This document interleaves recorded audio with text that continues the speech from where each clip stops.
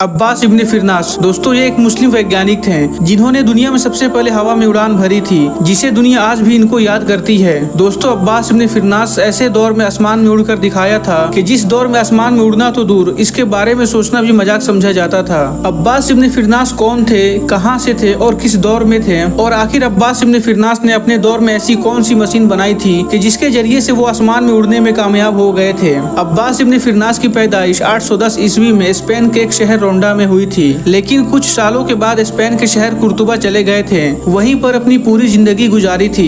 दोस्तों अब्बास इब्न फिरनास अपने दौर में दुनिया के मशहूर वैज्ञानिक थे।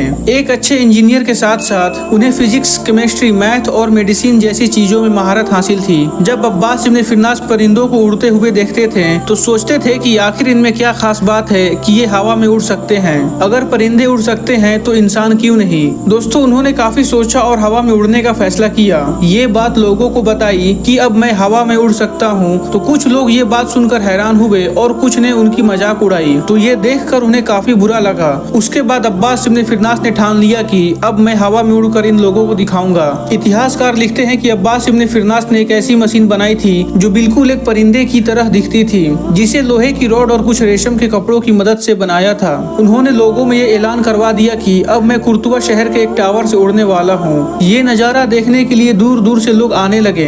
आखिरकार 852 ईस्वी में अब्बास इब्न फिरनास ने कुर्तुबा शहर के एक ऊंचे टावर से छलांग लगाई और उड़ने लगे। ये नजारा देखकर सारे लोग हैरान रह गए, क्योंकि अब्बास इब्न फिरनास ने न सिर्फ दुनिया के इतिहास में पहली बार हवा में उड़ान भरी, बल्कि 10 मिनट से ज्यादा मुसलसल हवा में उड़ते रहे। दोस्तों ये दुनिया के इतिहास में पहली बार ऐसा हो रहा था कि कोई इंसान हवा में परिंदों की तरह उड़ रहा था। कुछ देर हवा में उड़ने के बाद जब अब्बास इब्न फिरनास जमीन पर उतरने का इरादा किया, लेकिन सही से जमीन पर उतर ना सके और जमीन से टकरा गए, जिससे उन्हें काफी चोटें लगी। काफी चोटें लगने की वजह से बहुत सालों तक ठीक से चल फिर भी नहीं पा रहे थे। भले ही कुछ सालों के बाद वो ठीक हो गए, लेकिन फिर भी उनका जिस्म इस काबिल ना हो सका था कि वो दोबारा से आसमान में उड़ान भर सके। फिर भी वो इस पर रिसर्च जारी रखी थी ताकि आने वाले नस्लों के काम आ सके। दोस्तों अब्बास इब्न फिरनास का किताबों का सहारा लेकर अब्बास इब्न फिरनास के बाद बहुत से लोगों ने आसमान में उड़ने की कोशिश की, लेकिन नाकाम रहे। और धीरे धीरे आखिरकार वो भी वक्त आ गया